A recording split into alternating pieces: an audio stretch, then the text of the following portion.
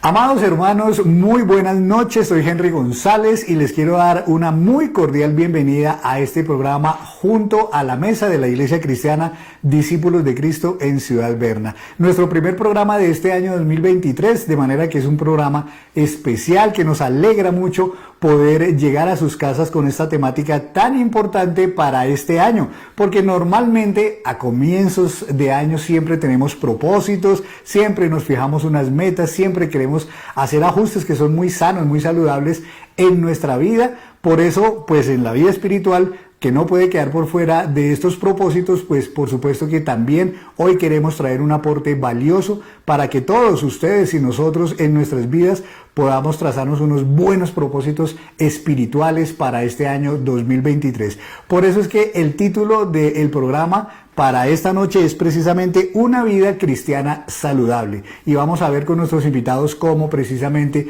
podemos tener una vida cristiana mucho más equilibrada, más balanceada, más profunda, cómo podemos arraigarnos más y afirmarnos más en nuestra fe, en nuestras creencias, en nuestra relación diaria con nuestro Dios. Quiero presentarles a mis invitados. En primer lugar, la pastora Ruth Esmeralda Uricoechea, pastora asistente en nuestra congregación. Bienvenida, buenas noches. Buenas noches, Carlicito, Dios te bendiga. Buenas noches, pastor Iván. Iglesia, el Señor les bendiga mucho. Y su esposo, el pastor Iván Hernando Alvis, que también nos acompañan esta noche para desarrollar esta importante temática. Pastor Iván. Henry, buenas noches, mi amor, buenas noches a todos los que en este momento se están conectando, y les deseamos un feliz año 2023 y que estemos siempre cogidos de la mano del Señor. Así es, esperamos que hayan pasado muy en calma, muy en tranquilidad, muy en la paz familiar estas festividades, y que este año tengamos todos muchas ganas, muchos deseos, mucha buena voluntad de corregir muchas cosas en nuestra vida, de comprometernos más en nuestra vida espiritual, comprometernos más con la obra del Señor. Y por eso este programa sé que va a ser muy pertinente, que va a ser muy dirigido precisamente a lograr que en nuestras vidas haya pues ese mayor entusiasmo y mayor compromiso. Voy a hacer una oración para poner en manos del Señor este programa, poner en manos del Señor sus hogares. Adoraremos al Señor con un coro y ya luego entraremos de lleno con esta temática. Señor, en esta noche quiero darte muchas gracias porque tú, Señor, has sido un Dios maravilloso con nosotros. Has sido el Dios de nuestras vidas, el Padre maravilloso que desde el cielo nos ayuda, nos bendice.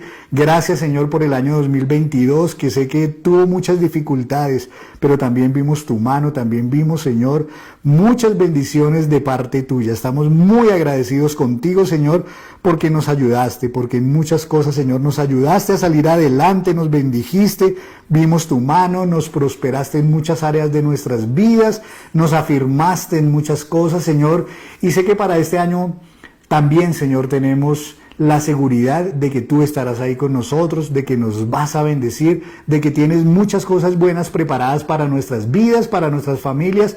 Así que, Señor, yo pongo delante de ti a cada hermano, a cada hermana, a cada familia, Señor, de esta congregación. Te pido, bendito Rey, que tú seas ayudándonos para que nosotros podamos cambiar muchas cosas en nuestras vidas durante este año, que podamos profundizar muchas cosas que necesitamos profundizar en nuestras vidas, que podamos, Señor, hacer ajustes, que podamos comprometernos más contigo, más con nuestra vida cristiana, que aumentemos en fe este año y en todas las cosas, Señor, que vamos a ver durante este programa, para que realmente, Señor, nuestras vidas espiritualmente sean mejores. Y sé que si nuestras vidas espiritualmente son mejores, todas las demás cosas, Señor, también vendrán por añadidura, porque tú mismo has dicho que busquemos primeramente el reino de Dios y su justicia, y las demás cosas nos vendrán por añadidura. Así que, Señor, queremos adorarte ahora con este canto, y luego ya, Señor, con tu bendición, hablaremos de este importante tema, una vida cristiana saludable. Amén. Amén. Amén.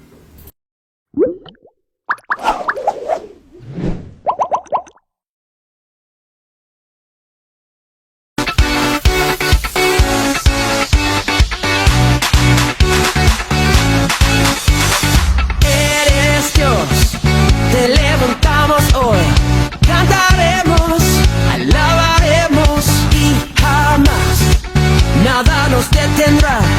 Eres digno de toda gloria. Oh, no hay como tú, Dios, reinas por siempre.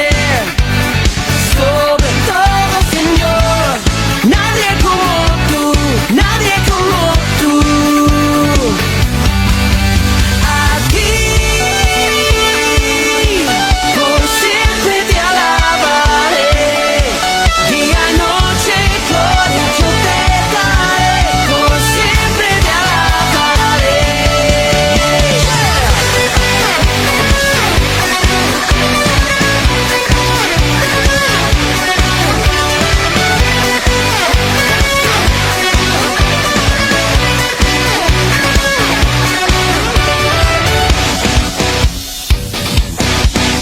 Amor sin fin, luz antes que el sol. Tu gloria es eterna sin parar. No terminará. La creación hoy te canta. Oh, no hay como tú, Dios, reinas por siempre. Sobre todo, Señor, nadie como tú, nadie como tú. A ti, por siempre te alabaré. Día y noche, gloria yo te daré. Por siempre te alabaré. A ti, por siempre te alabaré. Día y noche, gloria yo te daré. Por siempre te alabaré.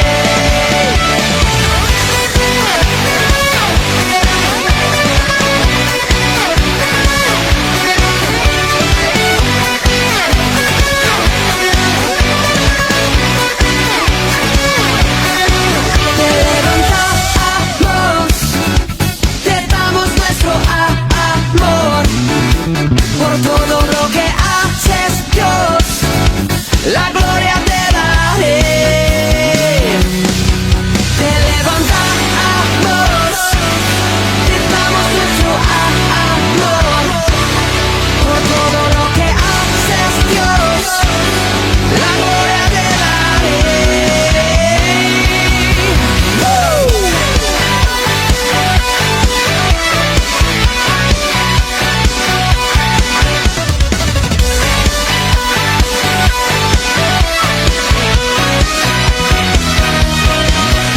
A ti, por siempre te alabaré. Día y noche, gloria yo te daré. Por siempre te alabaré. A ti, por siempre te alabaré. Día y noche, gloria yo te daré. Por siempre te alabaré.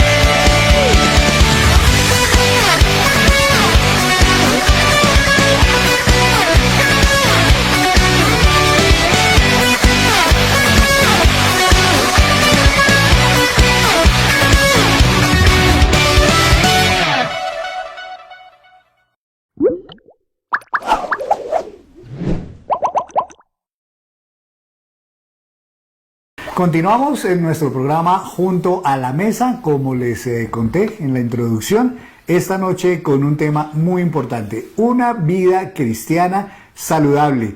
y precisamente vamos entonces a introducir ese tema con un texto que quiero leer y que se encuentra en Hechos capítulo 2. Vamos a leer desde el versículo 42 hasta el final de este capítulo. Y nos dice el libro de los Hechos lo siguiente, contándonos de cómo vivían los primeros cristianos luego de que el Señor Jesús se fue a los cielos. Dice la palabra: y perseveraban en la doctrina de los apóstoles, en la comunión unos con otros, en el partimiento del pan y en las oraciones. Y sobrevino temor a toda persona, y muchas maravillas y señales eran hechas por los apóstoles. Todos los que habían creído estaban juntos y tenían en común todas las cosas, y vendían sus propiedades y sus bienes y lo repartían a todos según la necesidad de cada uno. Y perseverando unánimes cada día en el templo y partiendo el pan en las casas, comían juntos con alegría y sencillez de corazón, alabando a Dios y teniendo favor con todo el pueblo. Y el Señor añadía cada día a la iglesia los que habían de ser salvos. Evidentemente, mis queridos hermanos, creo que el pasaje es maravilloso. A mí siempre, pastores, me ha encantado este pasaje, y para mí es como una ventanita para poder espiar lo que hacían los cristianos de la primera época. Creo que todos siempre queremos como saber en la práctica, digamos, qué pasa en otros lugares, ¿no? Y algunas veces hasta pensamos, tan bueno que sería uno volver en el tiempo y poder mirar lo que pasaba en la época de Cristo y en la época de la iglesia. Pues creo que este pasaje es un retrato vívido, es un retrato muy descriptivo de cómo vivía esa primera iglesia, porque nos muestra además como de manera muy íntima, muy agradable, pero muy precisa también cómo era la vida de esa primera congregación de cristianos, cuando todavía eran poquitos, cuando todavía seguramente eran apenas unos cientos o miles, muy pocas personas que seguramente se reunían en sus casas, todavía no existían los templos.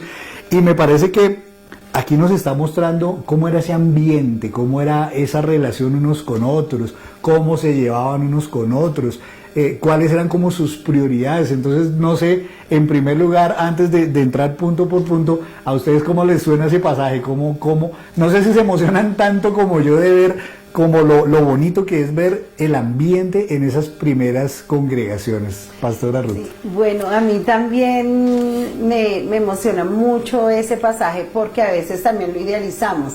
Y uno en ese momento ve como esa iglesia perfecta, esa iglesia amorosa, esa iglesia perseverante, que además estaba en medio de situaciones de persecución y de mucha hostilidad, pero era gente llena de ese gozo del Señor, de que habían recibido ese Pentecostés, y ellos estaban tan animados con ese fuego, con ese primer amor.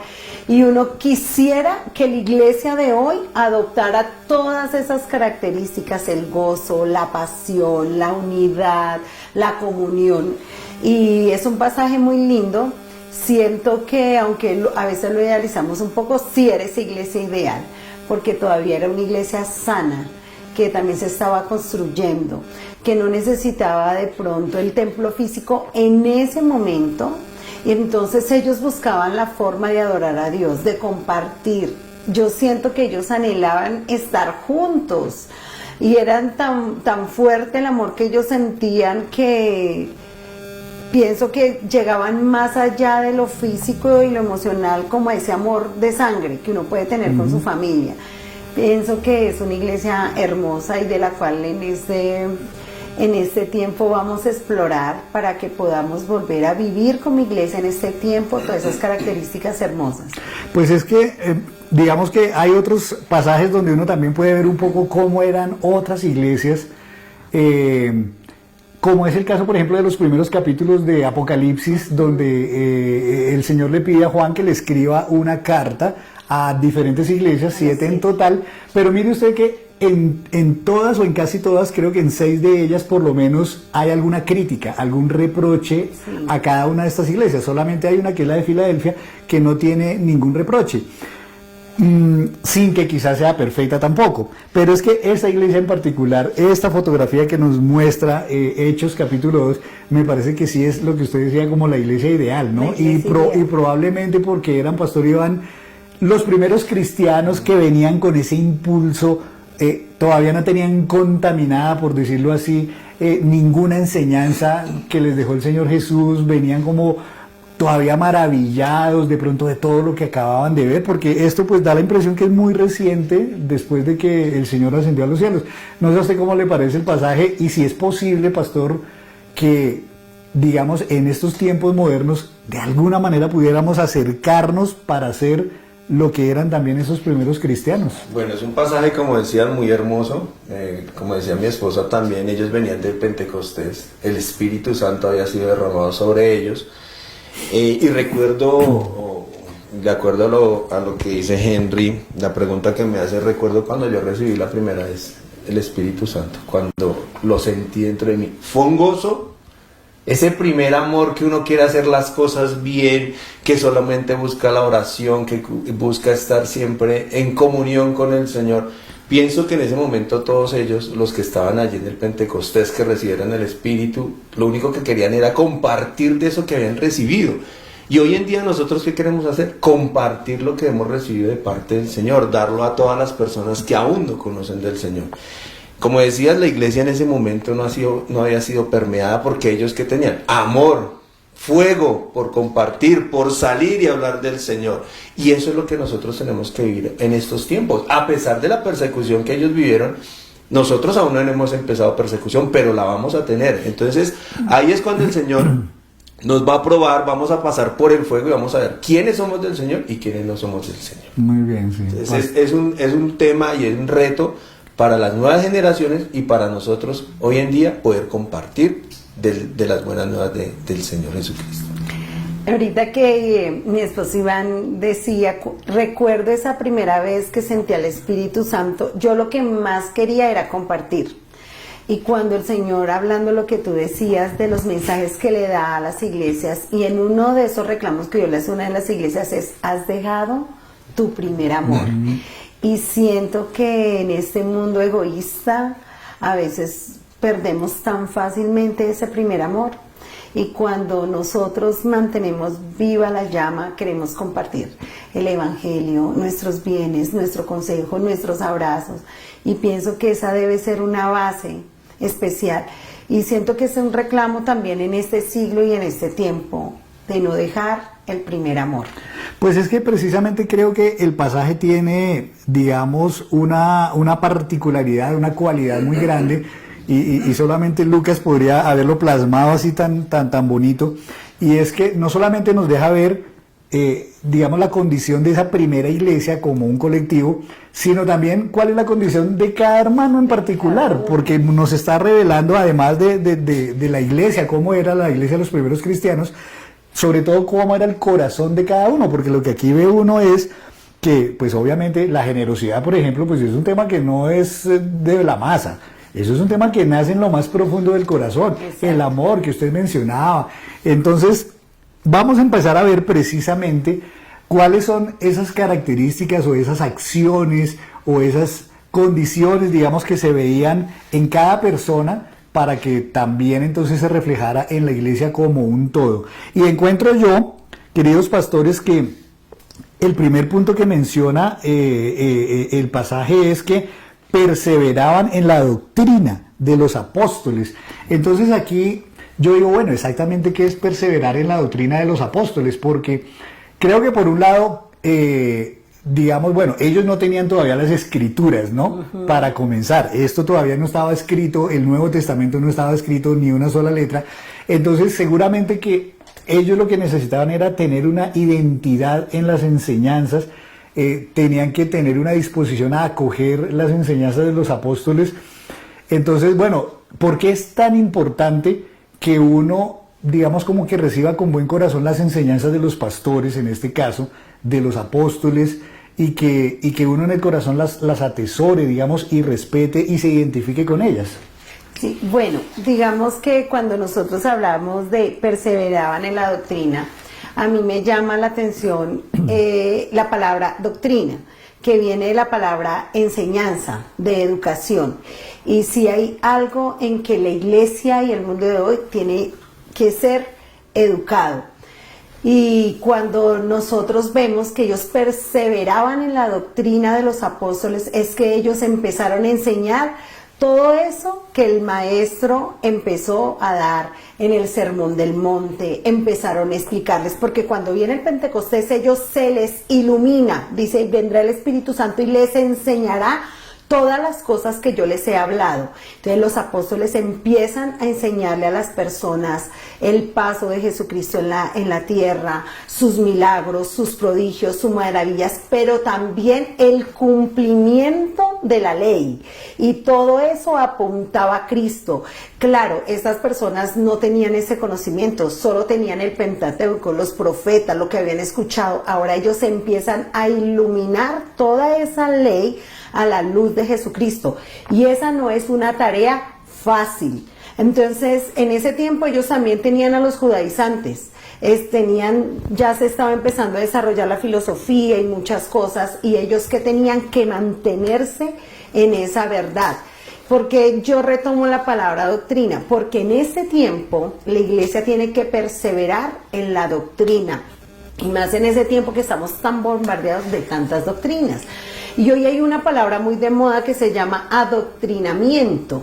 Entonces, aunque esa palabra ha sido desde la antigüedad, siento que cada vez que vamos avanzando, eso se ha vuelto, digamos que en un sentido más de manipulación. Yo busqué un poquito lo que era la palabra adoctrinamiento y lo quiero leer. Dice que se entiende por adoctrinamiento la acción de instruir determinadas enseñanzas, ideas o creencias en los individuos.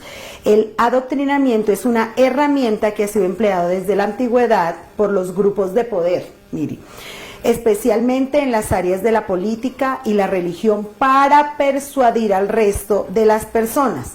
De esta manera el adoctrinamiento busca persuadir, imponer y controlar las opiniones y decisiones de las personas de menos poder o influencia, empleando una serie de prácticas y medidas que enseñan valores y creencias de un grupo de personas. ¿Qué están queriendo decir? Hoy en día estamos viendo un adoctrinamiento de nuestras nuevas generaciones. Impartir ideologías, creencias, porque hay algo detrás que unos pocos quieren hacer. ¿Qué pasa con nuestra palabra?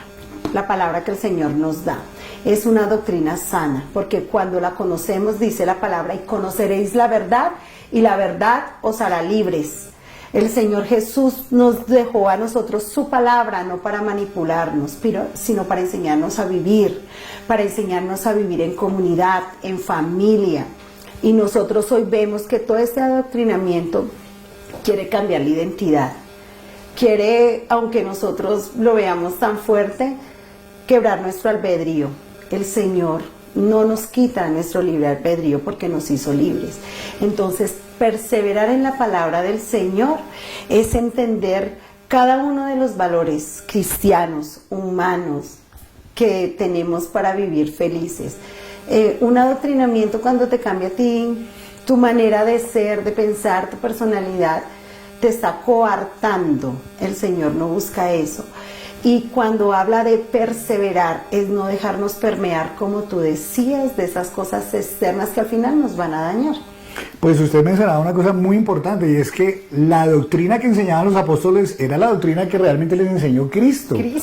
El mismo Señor les dijo, y cuando les dio la gran comisión, vayan por todo el mundo y prediquen el evangelio, enseñándoles que guarden todas las cosas. Se refiere a todas las cosas que el mismo Señor enseñó. Así que aquí, cuando perseveramos en la doctrina de los apóstoles, estamos perseverando realmente en la doctrina que Cristo mismo enseñó. Pero digo yo, ¿por qué es tan importante, Pastor Iván, perseverar en la doctrina de los apóstoles? Y ahí le recuerdo de una vez una cosa que dijo el mismo Señor Jesús: una casa dividida contra sí misma no prosperará. Tal vez ahí es donde resida la importancia de tener que conocer la doctrina y perseverar en la doctrina? Bueno, hay algo muy importante, perdón, que tenemos que tener claro también, es el verbo que aparece ahí que dice perseverar. ¿Qué significa perseverar? Perseverar es estar firmes, constantes. ¿Constantes en qué? En la palabra del Señor. No separarnos de la palabra del Señor. ¿Por qué? Como decía mi esposa, hoy en día podemos ver tantas ideologías. Vemos cómo la gente también lee la palabra y la manipula de acuerdo a su conveniencia. Y vemos muchas, desafortunadamente, iglesias que de acuerdo a lo que ellos necesitan van manipulando la doctrina. La doctrina de nuestra iglesia, ¿qué es? Una doctrina cristocéntrica, donde se enseña la verdad, los fundamentos. El ADN de nuestra iglesia, ¿cuál es? La educación. ¿La educación en qué? En la palabra del Señor. Así que aquí, como dice, perseveraban en la doctrina de los apóstoles. ¿Quiénes eran los apóstoles en ese momento? Los enviados del Señor. ¿A qué? A predicar las buenas nuevas de salvación. Hoy en día, como cristianos, tenemos que estudiar la palabra del Señor. La palabra también nos dice que no solamente seamos oidores de la palabra, sino que hacedores de ella. Y ser hacedores es escudriñarla, buscarla, alimentarla. Miran toda esa terminología que a veces no entendemos, pero que tenemos que estudiarla para alimentar nuestro espíritu de lo que el Señor nos deja en su palabra. Sí, mi Henrycito, cuando nosotros no nos conformamos solo con la predicación del domingo, sino que nosotros participamos en el discipulado de nuestra iglesia, que es muy bueno, donde nos enseñan esa terminología, esas cosas básicas, que aunque no nos enseñan los idiomas griego y hebreo y todas esas cosas, pero sí nos aclaran términos e intenciones que el Señor Jesucristo nos quería dar. ¿Para qué? Para que nosotros podamos vivir como Él quiere que nosotros vivamos y como Él vivió. Pero, perdón, Henry, pero fíjense que todo lo que es la palabra del Señor viene en un orden específico. Ellos recibieron que al Espíritu Santo. ¿Quién nos da la claridad de la palabra del Señor? El Espíritu Santo. Los ilumina y nos da el entendimiento de la palabra. Entonces, reciben el Espíritu Santo, pero ¿qué les dice? Perseveren, sean firmes y constantes en la doctrina de los apóstoles, en las enseñanzas del Señor. Y yo también creo una cosa, y es que la fe se fortalece, la relación con el Señor se fortalece cuando nosotros conocemos su palabra, cuando conocemos las enseñanzas que Él nos dejó, cuando podemos entender por qué Él dijo lo que dijo, por qué hizo lo que hizo, por qué prohíbe lo que prohíbe, o por qué nos estimula a hacer lo que nos estimula a hacer. Creo que Pablo, por ejemplo, siempre fue un defensor de la pureza del Evangelio, y él en todas sus cartas, él dice que hay que cuidar la doctrina, porque ciertamente cuando no se cuidó o cuando hubo algún descuido fue cuando empezaron a surgir, por ejemplo, movimientos sectarios, movimientos heréticos, movimientos que causaron división. Ahí se venía cumpliendo lo que decía el Señor Jesús: una casa dividida contra sí mismo no puede prosperar. Cuando empiezan a surgir diferentes doctrinas que no están en la Biblia, pues empieza a dividir ciertamente la iglesia. Así que yo creo que también de pronto incluso el tema se puede extender a una cosa, Pastora Ruth, y es que no solamente hay que buscar la unidad y perseverar en esa unidad de doctrina, sino incluso en la visión de la iglesia, ¿no? Porque también los pastores tienen una visión, la iglesia tiene una visión, una misión, unos propósitos. Entonces, qué bueno cuando todos nos sentimos identificados con eso, y termina siendo, como decían las mamás, cuando todos empujamos para el mismo lado, ¿no? Sí. Creo que eso es muy valioso dentro de la iglesia. Sí. Siento que lo que tú dices es clave. Cuando el Señor hace un llamado a una iglesia, a un pastor, a sus líderes, nosotros tenemos que estar afincados en la palabra. Toda visión y todo movimiento eclesiástico tiene que estar afirmado en la palabra. Me encanta el tema que el pastor Elías planteó para este año. Dice: una educación cristiana transformadora hacia la misión. Una iglesia que no se educa en su misión y en su visión con la palabra de Dios va a terminar en una herejía.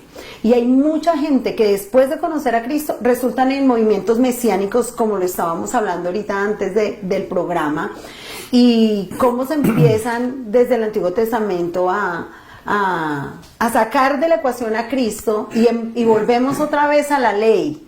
Entonces, si nuestra misión y nuestra visión no están ancladas en la palabra, en lo que nos enseñó Jesucristo, en esa visión cristocéntrica, vamos a terminar primero dando vueltas, inventando cosas de pronto eventos y ideas humanas que resultarán en nada. Entonces, si nuestra visión y nuestra misión no tienen a Cristo en el centro, nos vamos a perder fácilmente. Como a mí me gusta ser práctico en todo, Pastor Iván, ¿cómo podemos hacer para perseverar en la doctrina? ¿Cómo podemos conocer más? ¿Cómo podemos estudiar más? La iglesia, ¿qué espacios nos brinda, por ejemplo, para poder prepararnos en el conocimiento de la palabra? Bueno, Henry, recordemos que el año pasado vimos algo que fueron las doctrinas espirituales, disciplinas espirituales, perdón. Y entre las disciplinas espirituales empezamos la lectura de la palabra, la oración. Y es importante la oración, ¿por qué? Porque primero tenemos comunión con el Señor y el Espíritu Santo nos habla a nosotros. Tú preguntas aquí en la iglesia cómo podemos ver eso. En la iglesia, de lunes a viernes, a partir de las 8:30 de la mañana a las 9:30 de la mañana, hay un espacio de oración, excepto los martes, que los martes sí están de 8:30 a 11:30, a 12 del día, donde tienen un poco más de espacio. Y en cada oración explicamos un poco un texto de la Biblia. La iglesia, ¿qué más nos brinda y qué más nos ayuda? Tenemos el discipulado.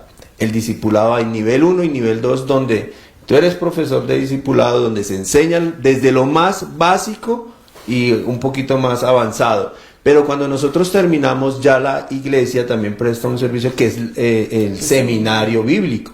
También allí vamos a profundizar un poco más acerca de la palabra del Señor. Entonces la iglesia siempre brinda unos espacios para que nosotros nos capacitemos. Escuela de líderes que se Hay escuela de líderes también que se hace cada 2 meses. Y hay unos retiros aquí en la iglesia donde cada ministerio se reúne los sábados también de a 8:30 a 12 del día, donde se capacita a los hermanos en la iglesia, tanto diaconado, tanto los ministerios de varones, ministerio de mujeres, todos los ministerios de una u otra manera siempre son capacitados o siempre se les enseña la palabra del Señor, la doctrina de los apóstoles. Pues qué bueno que el Señor nos provoque como esa hambre de conocer más de la palabra de Dios y que empecemos por lo menos en nuestra casa leyendo juiciosamente la palabra, estudiándola, de pronto comprar un que otro libro, etcétera. Y bueno, justamente uno de los propósitos siempre al comienzo de año es leer la palabra. Sí. Uno siempre dice, voy a leer la palabra de lado a lado. Pues qué bueno, y existen muchos planes en internet ahí donde dice, bueno, qué capítulos leer cada día para que el 31 de diciembre próximo hayamos ya leído el 100% de la palabra. Pero hay un segundo tema que me parece muy bonito también, porque dice que además de que perseveraban en la doctrina de los apóstoles, dice, y en la comunión unos con otros. Miren ustedes lo importante que viene siendo el que tengamos comunión unos con otros. De hecho, Pablo decía, no dejando de congregarnos, como algunos de ustedes tienen por costumbre. Eso sonaba como a un reproche.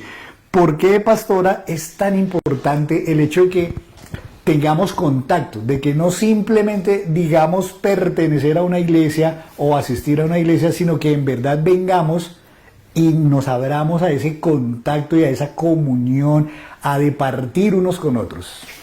Bueno, la comunión es muy importante y hay un versículo de la Biblia que está en Salmos que dice que en la comunión de nosotros es que viene la bendición del Señor, cuando habitamos juntos y en armonía, que ahí es lo que tú estás diciendo, no es solo venir y estar juntos, pero no tenemos armonía. El Señor quiere que en el amor, en la fraternidad de unos con otros, nosotros nos conozcamos y ahí identificamos muchas veces las necesidades de otros, que no son solo las necesidades económicas, sino esas necesidades espirituales, de ese pequeñito que todavía no entiende la palabra, de esa persona que también tiene esas necesidades emocionales y que necesita ser sanado, y de todas esas complejidades que tenemos como seres humanos. Es en la comunión, en la identificación, donde nosotros también vamos a hacer real ese trabajo cristiano.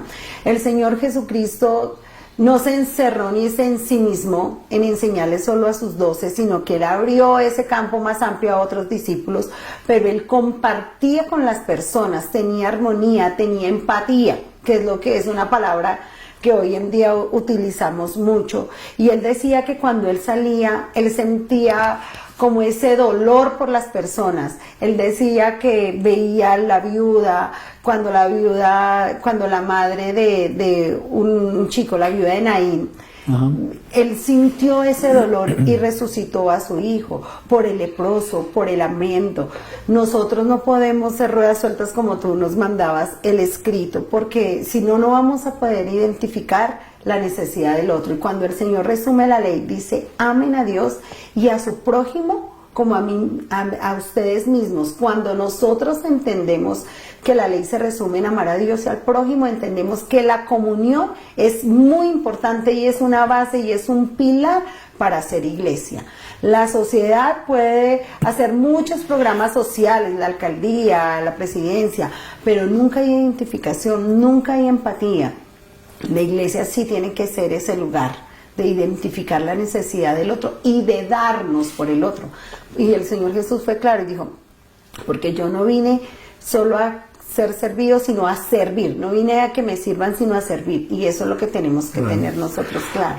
La comunión será una herramienta y un instrumento tan poderoso a nivel espiritual, Sí. que hay enemigos contra Claro. la comunión. Y miren ustedes que, por ejemplo, curiosamente, la pandemia fue un enemigo de esa comunión, porque Claro. mucha gente, bueno, inicialmente se justificaba que nos quedáramos en casa, porque por efectos de las normas, las instrucciones, la conveniencia desde el término de la salubridad, etcétera, pues fue necesario. Pero una vez ya se reabrió todo, mucha gente terminó quedándose en la casa, Sí. se aislaron solitos, ellos mismos se aislaron del resto del cuerpo de Cristo, y creo que eso causa un daño, Pastor Iván, muy grande, porque creo yo que fortalecer esos lazos de amistad unos con otros nos ayuda precisamente para que nos sintamos parte del cuerpo, pero también para que nos ayudemos cuando tenemos alguna necesidad, ¿no? Sí, claro, de lo que tú decías, la pandemia dejó muchos hermanos virtuales, por así decirlo. Ya uno los llama y es virtualmente que uno los puede ver. Muy gracias a Dios la tecnología ha avanzado, pero esa no es la idea es que puedan venir también al templo, podamos darnos un abrazo de fraternidad, porque la comunión es el cuidado del uno hacia el otro. Es cuidarnos los unos a los otros, es saber las necesidades, es poder orar por ellos. El simple hecho de estar aquí, de escuchar a una persona, es decirle: tú me importas. Y eso es muy valioso, y más cuando uno le pone atención de acuerdo a las necesidades que uno tiene. El hecho de que compartamos la comunión no quiere decir que de pronto tú pienses de una manera y yo piense de otra. Eso también es comunión, porque a pesar de las diferencias en que podamos pensar, siempre tenemos que apuntar a un mismo objetivo, que es Jesucristo. A Él es el que tenemos que apuntar. Y es muy importante que los que no han retornado, porque hay muchos hermanos que no han retornado a la iglesia, vengan de nuevo, vengan y se congreguen. La pandemia, esto pues por mucho tiempo, no sabemos cuánto, pero es importante que vengan, porque aquí vamos a sentir el amor también de Cristo. Amén. Y nos vamos a preocupar los unos por los otros. Pues sobre eso último que usted dice, yo reitero públicamente aquí algo que muchas veces he dicho en privado, y es que si algo amo yo de esta congregación en particular de Ciudad Berna, es que es una iglesia muy amorosa, muy tierna. Abrazamos mucho. Abrazan, los saludan, les saben el nombre. Aún a las personas que vienen por primera vez se les presenta en el culto, se les aplaude, vamos y los saludamos. O sea, creo que somos una iglesia muy abierta a eso, ¿no? A ese feeling, por llamarlo así, a ese contacto, a ese abrazo, y lo hacen a uno sentir súper bien. Entonces creo que aquí es mucho más fácil todavía tener esa comunión. Mira que yo hablo hoy con muchas personas de estas iglesias contemporáneas, y ellos dicen: en mi iglesia la consejería no existe, en esta iglesia todavía hay consejería. En mi iglesia yo no visito a nadie, pero en esta iglesia todavía tenemos la buena Visitación. costumbre de visitar. Tú decías ahorita, yo aún abro las puertas de mi casa para reunir a algunos hermanos, a mis amigos, hago un trabajo a veces de educación personalizado, y siempre está eso en esta iglesia, la consejería, la visitación. Aquí todavía los pastores tenemos la buena costumbre de consolidar, es llamar a las personas, pero no tenemos montado un call center como muchas lo tienen. Tenemos esa necesidad de escuchar la voz de mi hermano al otro lado y decirle: ¿cómo estás? A veces la gente contesta con mucha emotividad y algunos con recelo, pero siempre tenemos esa buena costumbre de estar con ellos. Esa comunión no se puede perder. Algunos dicen, no, yo desde el púlpito, he escuchado pastores que dicen así, yo desde el púlpito yo les doy todas las herramientas para que a mí no me venga a pedir consejería a nadie, que resuelvan allá. Pero esta iglesia no, es lo que tú dices, somos una iglesia muy abrazadora, que a veces en la oración de intercesión todos nos queremos agarrar de la manita y decir, agarrémonos, y estamos diciendo, dale un abrazo a su hermano y salúdelo, porque somos una iglesia que nos gusta estar en comunión. Yo siempre he tenido la convicción de que el Señor Jesús bien pudo perfectamente habernos dado su salvación, y listo, arranque cada uno y siga por su camino y defiéndase como pueda. Claro. Pero creo que Él mismo valoró tanto el hecho de que estuviéramos unidos unos con otros, que lo que hizo fue convocar a una iglesia. Sí. O sea, no que cada uno individualmente siguiera solo por su lado, sino que entre todos nos acompañemos, nos ayudemos y podamos, digamos, asistirnos unos a otros. Por eso le dijo al mismo Pedro, pastorea mis ovejas. Así es. Y no solamente pastorea, sino que cuando uno se siente parte también de un rebaño, Sí. parte de un grupo, parte de un colectivo, pues eso mismo nos ayuda y nos facilita el crecimiento y el desarrollo, pastora. Sí. Y tú dices algo súper importante, el Señor convocó a sus discípulos para que ellos formaran su iglesia. Y de pronto en la pandemia cometimos un error y la gente lo malinterpretó, lo malinterpretamos cuando dijimos la iglesia primitiva empezó y no tenían templo, se reunían en la casa. Entonces tranquilos, volvimos como al principio y empezamos a decir es que usted es el templo porque somos templo del Espíritu Santo y ahí habita. Entonces la gente empezó a perder la identidad de venir a la casa del Señor. La circunstancia nos llevó a eso. Pero hay que volver a la casa del Señor. Sí hay un lugar, sí debe haber un sitio donde todos adoremos al Señor en un mismo sentir, donde seamos educados. Porque cuando estamos en la casa corremos el riesgo de escuchar tantas voces que no vamos a perseverar en la doctrina, sino en las ideas de muchas personas y nos vamos a salir. Y aunque cada uno somos el templo, sí hay un templo en el que debemos de venir. Así que de pronto los pastores, los líderes, cuando predicamos dijimos, es que usted es el templo, entonces, como yo soy el templo, entonces me quedo en la casa. No, sí hay un templo físico y debemos venir a congregarnos. Jesús convocó a su iglesia y Él dijo que Él era la cabeza y que su iglesia era su cuerpo. Y si cada uno está separado, pues somos un cuerpo desmembrado. No, el Señor quiere la unidad del cuerpo, la comunión del cuerpo. Entonces sí hay que venir. Cada uno somos el templo porque representamos a Cristo, pero necesitamos venir a casa. Amén. Para ser educados.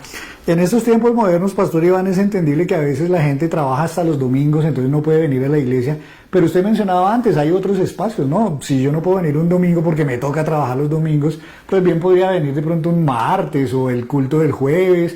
O sea, ahí en esos grupos también hay comunión, ¿no? Sí, claro, hay mucha comunión y sobre todo los jueves, si se dan cuenta, empezamos nosotros también a habilitar los cultos los jueves, ha venido gente, pero la idea es que retomemos de nuevo esas prácticas espirituales que nosotros teníamos, venir al culto, recibir la palabra del Señor, tener comunión, y de pronto sí hay unos que dicen, yo no puedo por el domingo, pero entonces puede venir entre semana. Yo no creo que uno trabaje de lunes a lunes y no tenga un espacio de descanso. Hasta las 10 de la noche. Es importante venir también a la casa. Amén. Y sobre todo leer la palabra del Señor. Los jóvenes, hay culto de jóvenes. Mire que eso es un reto que se nos planteó también este año con mi esposa, junto con mi esposa, y es trabajar con los jóvenes, es un reto. La juventud hoy en día no es fácil de llegarle, pero sabemos que con el Señor y con la ayuda del Señor vamos a alcanzar más. Amén. La juventud. Claro, no, y mantener ese contacto. A veces nuevamente por circunstancias de este mundo moderno, de pronto no podemos vernos, pero sí podemos por lo menos llamarnos y contarnos nuestras necesidades. Yo pongo el caso de mi familia, somos 12 hermanos, no nos vemos, o sea, a veces pasan 6 meses y no nos vemos con muchos de ellos. Pero nos llamamos, nos contamos cómo le ha ido, cómo sigue su salud, todo eso. Eso también es comunión. Entonces, por fortuna la tecnología nos ayuda, pero hay que aprovecharla, porque lo peor que sí podemos hacer es aislarnos. Simplemente ni vamos ni llamamos, y ahí sí que de verdad solitos, pues corremos el riesgo de morirnos. O sea, un dedo no puede sobrevivir solo alejado del cuerpo. Si no recibe todos esos nutrientes y todo eso que recibe por la sangre, pues sencillamente se muere. Y creo que ese es un llamado importante. Hay un tercer tema que menciona también arrancando, y es el partimiento del pan, que a veces lo confundimos con la solidaridad, digamos, unos con otros, pero creo, y según lo que pude leer, que el partimiento del pan se refiere estrictamente al tema de la cena del Señor. A la cena del Y Señor. eso es algo precisamente que tenemos la opción cuando nos reunimos, cuando nos congregamos. ¿Por qué, pastora, participar de la cena del Señor es tan importante? Algo que a veces uno cree que es un accesorio dentro del culto, Un rito. pero aquí lo presenta como un punto clave para la vida cristiana saludable. ¿Por qué? Bueno, la cena es una de las ordenanzas que nos dejó el Señor. Entonces, desde ese momento es una orden que nos dio el Señor Jesucristo y nos dijo, hagan esto todas las veces y háganlo en memoria de mí.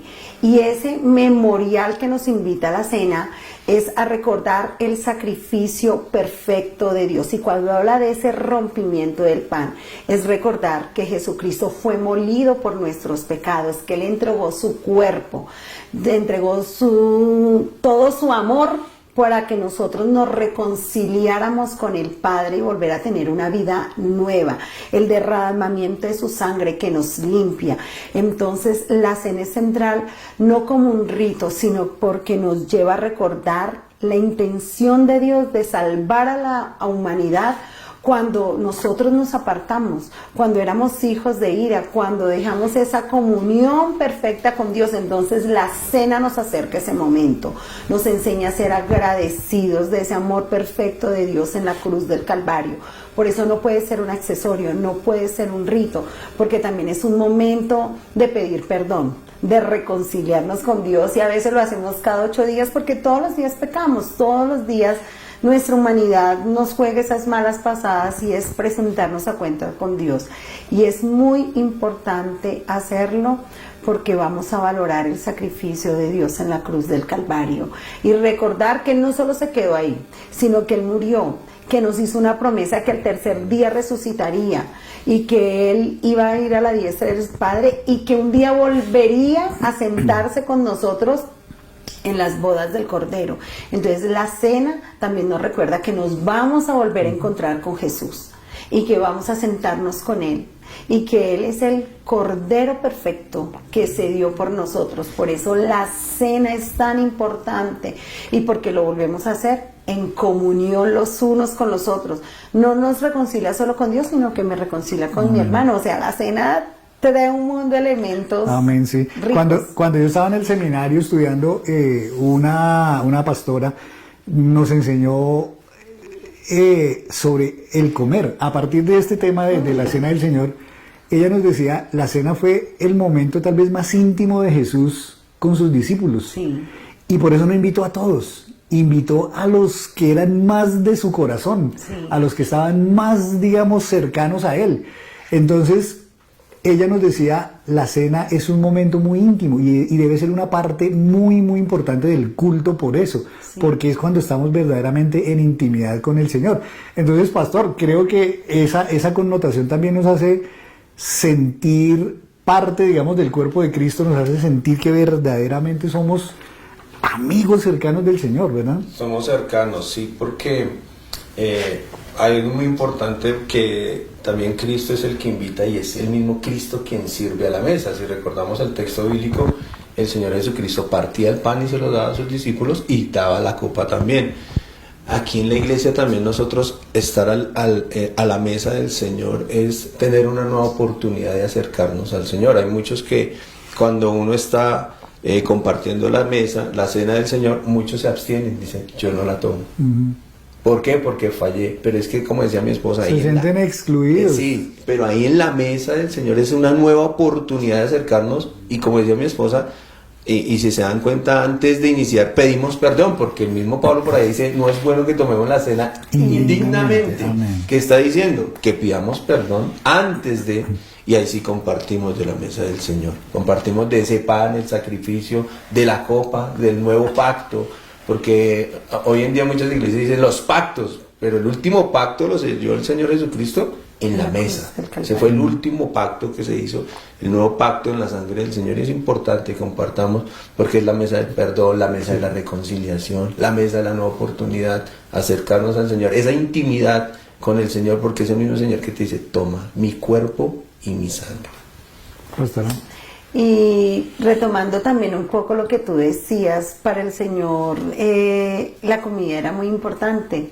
Y siempre que él iba a restaurar algo, como que la mesa estaba presente. Cuando fue a la casa de Simón, el fariseo, y viene la mujer pecadora, y el Señor primero pues le habla a Simón, a todos ellos, y viene la mujer pecadora, el Señor ahí la perdona, la restaura, y estaban ahí en medio de una comida. Con Zaqueo, él dijo, yo estaré esta noche, y ahí estuvo la mesa presente. Su ministerio empieza en una boda, y que hay en una boda, comida. Y cuando él se sienta con sus discípulos, está ahí. Cuando él vuelve y se encuentra después de resucitar con ellos, ¿qué él les hace? Les hace el súper desayuno. Alimentó a los 5,000. Cuando alimento, Sí. para el Señor la comida es un momento íntimo, es un momento de restaurar, y por eso también la cena del Señor debe ser central en nosotros, porque está la comunión, está el amor de Dios. Y cuando tenemos ocasiones especiales en un cumpleaños, ¿qué es lo central? La comida. Y cuando Él se encuentre con nosotros, Amén. ahí va a estar la comida. Por eso también es un momento de mirar la necesidad de mi hermano. Y Pablo muchas veces hace denuncia cuando ese sentido de comunión y de amor cambia, porque ellos resultaron después haciendo unos grandes festines, comían y llevaban los que más comían y a los otros los dejaban. Entonces tiene que ser una mesa abierta, inclusiva para las personas, no de unos pocos. Y los discípulos, por eso hablamos de una mesa abierta, donde todos podemos participar. Hay iglesias donde la mesa es cerrada, solo para los bautizados, solo para los miembros, solo para aquellos, pero para los discípulos la mesa es abierta. Come desde el que viene a visitarnos por primera vez, como el que lleva muchos años, desde el pequeño hasta el grande. Y hay niños de escuela dominical, y se me ha presentado en los últimos 2 domingos que yo le dije, no voy a hacer escuela dominical, no, es que hoy hay cena y yo me quiero quedar para participar de la cena, y ahí sí voy. Mire, es tan importante para los niños, y 3 o 4 niños, y el último tenía 7 añitos, y la mamita me dijo, él hoy sabía que había cena, hoy no fue allá. Entonces la mesa nos hace ser parte de algo, Amén. de los íntimos. Yo solo quiero añadir algo que aquí en la iglesia tenemos también, de pronto, pues no muy ligado a la cena, por así decirlo, pero sí queremos darle gracias a todas esas personas que han traído los domingos una parte del mercado, que Amén. traen mercado a la casa del Señor. Con ese mercado se ha podido bendecir a muchas familias. Déjeme esa partecita ahorita, porque es que hay otra parte nos adelantemos. donde vamos a hablar de la solidaridad y la generosidad, que es otro de los, es otro de los puntos. Pero mire que termino diciendo solo una cosita adicional sobre el tema de la cena. El partimiento del pan, como le llamaban ellos, que es la cena del Señor, era un momento tan íntimo del Señor con sus discípulos, que hasta le permitió a Judas, siendo quien era Judas, meter su pan en su plato para mojarlo en su salsita. Y eso creo que solamente uno le permitiría eso a la esposa o a un hijo en la casa. Pruebe de mí. Uno, pruebe de mi pocillo, déjeme tomar. O sea, creo que esas cosas son tan íntimas que solamente, digamos, en un momento de esos tan especial se permite. Y entonces yo digo, esto es una enseñanza muy grande. Si yo me quiero sentir realmente íntimo con el Señor, tengo que estar en la cena. Sí. No puedo perderme el participar de la cena del Señor. Por eso, chévere que sea abierta, que sea inclusiva, que aun cuando yo sé que he pecado, pero como lo decía el pastor Iván, es momento de pedir perdón. Y por eso tan importante esa oración que ustedes hacen antes de distribuir y de tomar la cena, que podamos pedir perdón y podamos ponernos a cuenta del Señor, para luego sí poderme sentir así tan íntimo con Él en un Pero momento fíjate, de eso. Enrique, es tan íntimo que el Señor Jesucristo buscó un lugar especial un lugar, o sea, no buscó cualquier lugar, un lugar especial para que ellos compartieran con los discípulos, él compartiera con sus discípulos y tuvieran ese tiempo de intimidad donde nadie los molestara. Amén. Y Así aunque es. nosotros compartimos la cena en pandemia con la familia, y fue lindo, también fue un momento íntimo de familia, porque siempre los miembros lo compartían. Ahora ese momento íntimo es aquí en el templo. Amén, así es. Que así es como lo dijo el Señor. Sí. Presencialmente. Presencialmente. Y todos juntos. Y hablando de intimidad, el pasaje también nos habla de otra cosa en la que perseveraban mucho los hermanos. Dice, y en las oraciones. Y en las O sea, oraciones. esta comunidad, los primeros cristianos, si algo los caracterizaba también, era que era una comunidad de oración. Y me llama la atención que dice oraciones. O sea, no era una oración que hicieran en algún momento colectivamente. Cuando habla de oraciones, creo que se refiere es como a los diferentes niveles de oración o los diferentes escenarios donde debemos orar. Sí. ¿Cuáles pueden ser esos escenarios, querida pastora, sobre la oración y por qué es tan importante el que seamos una comunidad, pero también unas personas de oración? Bueno, tú en el escrito que nos enviaste, fuiste muy claro y yo lo voy a retomar. Tú nos decías que debía haber una oración en privado, en familia, a nivel congregacional. Entonces pienso que esos son los escenarios. Ya nos hiciste la tarea. Hay algunos y podemos tener ahí unas aristas dentro de eso. Cuando hay una oración en privado, es una oración de intimidad con el Señor. Una oración que nuestro espíritu descansa y se encuentra con ese ser que nos comprende, que no nos juzga, que nos entiende, en donde realmente yo soy Ruth y le digo, Señor, tengo mal genio, tengo dolor, tengo heridas, me siento triste, deprimida, y sé dónde encuentro los brazos de papá, donde puedo tener esa oración de gratitud y donde sé que es un tiempo donde nadie nos interrumpe y donde realmente somos quienes somos. Y esa oración íntima tiene que ser auténtica, porque el Señor nos conoce. Y a mí me encanta. Normalmente la hago muy tarde de la noche, porque ya todo está en silencio, mi esposo está dormido, mis hijos, y sé que no va a sonar nada. Y derramo mi alma y mi espíritu, y por eso esa oración privada es tan linda. Puedes colocar una adoración, leer la palabra, y donde a veces solo el silencio me va a hacer escuchar ese silbo apacible y esa paz que solo Dios nos puede traer. Pero tenemos que buscar ese otro escenario, que es el escenario de familia, como tú lo decías. Y es cuando nos escuchamos todos, donde podemos escuchar a nuestro esposo, a nuestra esposa, a nuestros hijos. Y Como el altar familiar, ¿no? El Cuando altar familiar. A veces se nos olvida. Sí, se nos hacerlo. olvida hacerlo. Y a veces hasta los pastores, porque a veces vivimos en el afán diario y se nos olvida sentarnos y hacer ese altar familiar donde oramos, donde yo escucho a mi hijo y le digo, Jero, ¿por qué quieres que ore? Yo quiero, él nos decía, el reto de este año para mí es que tenga un buen puntaje del ICFES, me siento presionado, y él nos expresó de pronto esa presión y le dijimos, no te preocupes, haz lo que tienes que hacer responsablemente, estudiar, que el Señor va a hacer el resto. Si Él te ve responsable, Él va a mover todo. Entonces, es escuchar lo que es importante para Jero, para Iván, para mí, para cada uno, y también solidarizarnos, como siempre, los unos por los otros. La oración congregacional, donde yo ya me salgo de esa parte mía, de mi familia, y me involucro con los otros. Y yo escucho que la hermana Elmira está hospitalizada otra vez. Entonces, otra vez todos nos conmovimos y empezamos a orar, unánimes y juntos, por la salud de nuestra pastora Blanca, por la salud de nuestro pastor, por las necesidades desde el más grande hasta el más pequeño. Entonces, son necesarios todos estos escenarios. Por eso la iglesia tenemos ese espacio de oración, porque hay algo muy lindo que pasa los martes y es como una catarsis. Siempre que terminamos la oración por el país, por los pastores, por la iglesia a nivel mundial, por nuestros jóvenes, por nuestros niños, hacemos un periodo de intercesión fuerte por las necesidades de nuestro país, pero también del mundo entero. Después escuchamos la palabra, pero cuando termina, es como una catarsis, como decía, cuando decimos cada uno levante su mano, siento que todo el mundo empieza a decir, yo quiero que oren por eso, porque me he sentido así, porque mi hija, porque mi mamá, porque mi abuelo. Todos nos escuchamos y hacemos como esa catarsis donde hay otra persona que se va a preocupar por mí. Y a veces duramos casi 20, 25 minutos en eso nos pasa los martes. Y veo que después de que terminamos la oración, mi mamita siempre nos ofrece un tintico y un pancito para levantar el ayuno.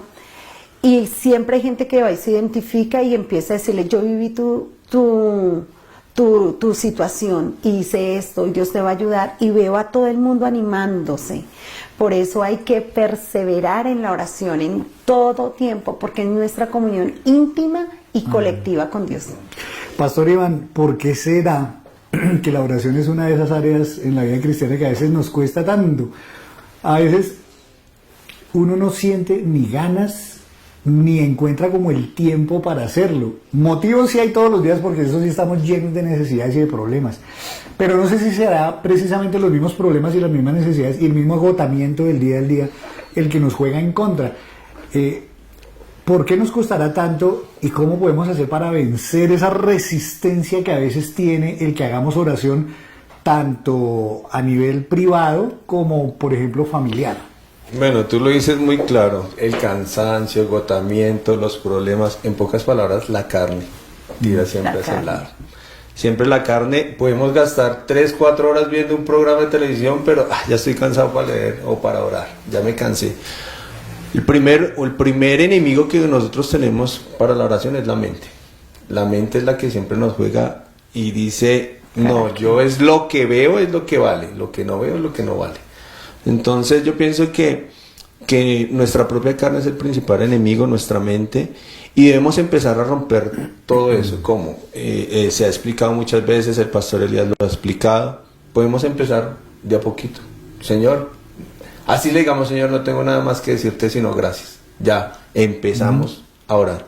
Y poco a poco el Señor nos va a dar dando esa hambre, esa sed por tener esa comunión con el Señor, para poder hablar con Él, porque mediante la oración podemos escuchar al Señor también, porque es que a veces nosotros vivimos de oraciones prestadas, ¿no? Esperamos es que el pastor o el hermano ore por mí, y ya oré toda la semana porque ya oraron, no.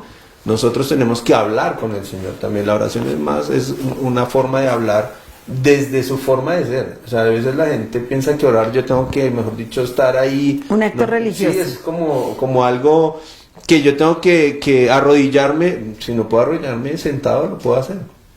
Pero es un acto de respeto hacia el Señor. Es una conversación, así como la tenemos nosotros en este momento. Expresarle al Señor nuestras necesidades, pero también nuestras gratitudes al Señor por todo lo que ha hecho. Eso es una manera en que empecemos nosotros a romper todas esas cosas, esos obstáculos que no permiten que entablemos esa comunión con el Señor mediante la oración. Y la oración yo creo que tiene un doble sentido, porque por un lado es terapéutico, sí. Uno se siente tan descansado cuando ora, así sea 10 minutos, 5 minutos. Sí. A veces yo estoy tan cargado que yo lloro orando, pero luego me siento, porque es que además el llanto y todo eso, pues efectivamente, como cuando uno se desahoga con una persona, pero mucho más bonito y más profundo todavía cuando lo hago con el Señor. Porque hay veces incluso uno a la esposa, a los hijos, al hermano no le cuenta cosas que uno sí le cuenta al Señor en privado. Por eso es tan importante a veces hacerlo en privado, donde nadie me oiga, porque yo le puedo confesar hasta mis pecados al Señor. Claro. Pecados que a lo mejor ni mi esposa sabe que yo cometí. Nuestra vida íntima. Pensamientos, cosas que uno hizo, que uno vio, que uno dijo, palabras que se salieron. Entonces creo que es terapéutico cuando uno... digamos como que se descarga de todas esas cosas y le pide perdón al Señor, o cuando le pido yo cosas que están en lo más profundo de mi corazón, sueños, proyectos, etcétera, que uno solamente se los puede decir al Señor. Pero por otro lado tiene la connotación de que me fortalecen la fe, porque pues si yo se los cuento al Señor es porque creo que el Señor me puede ayudar. Exacto. Así que creo que la oración definitivamente es sí muy valiosa, y algo sobre lo cual el Señor no solamente insistió muchas veces, sino nos dio ejemplo, porque los evangelios nos hablan de muchos escenarios y momentos donde el Señor oraba. Sí, yo siento que uno de los obstáculos también de que la gente no le da pereza orar, primero es una disciplina, o sea, y es salirnos como de ese plano natural y meternos a esa esfera sobrenatural. Hacer ese ejercicio no es fácil. Y como decía el pastor Iván, nuestra carne es fundamental en eso, porque en la oración nosotros tenemos que presentarnos delante de Dios, como tú lo decías, en esas debilidades. Y el orgullo del hombre a veces le cuesta reconocer que se equivoca. Entonces, o nos sentimos muy avergonzados o no queremos presentarnos delante de Dios, porque la oración nos confronta, entonces a veces nos da miedo eso. Entonces, de pronto la oración también la volvemos como algo muy ritual y creemos que tenemos que venir con palabras rimbombantes delante del Señor, y la gente dice, pero yo cómo me presento, qué le digo, y empezamos a armar discursos, cuando lo que tenemos que hacer es, como tú decías, ir tal como somos y mostrarles aún esos pecados íntimos que solo Él y yo conocemos, y decirle, ayúdame. Y hay algo muy claro que me pareció muy lindo que dijiste, es que cuando yo voy y oro, tengo la certeza que Dios me perdona, que Dios va a hacer conmigo lo que quiere y me va a contestar. A veces nuestra mente nos va a decir, pero ¿para qué ora? Usted ya lleva orando 5 años, 3 años y nunca pasa nada. Entonces ese es el primer, ¿para qué oro? Si no voy a encontrar nada. Pero cuando uno persevera en la oración, y como dice la palabra, si nosotros perseveramos sin desmayar, recibiremos a su tiempo lo que nosotros hemos pedido. Por eso es importante perseverar. Súper clave la oración. Hay otro tema que como que está por ahí metido entre líneas y a veces pudiéramos desconocer, y no me parece que sea menor. Sí. Y es que dice en el versículo 43, y sobrevino temor a toda persona, y muchas maravillas y señales eran hechas por los apóstoles. Yo aquí encuentro una cosa y ustedes me dirán si estoy en lo cierto. Lo primero es que esto del temor no es que tuvieran miedo por algo, era la reverencia. Sí. Era como el sentir que está la presencia misma del Señor en la congregación, y entonces eso nos debe infundir reverencia. Pero lo segundo es que me llama la atención que liga la reverencia y ese temor reverencial por el Señor con el hecho de que se producían milagros y señales y maravillas. Sí.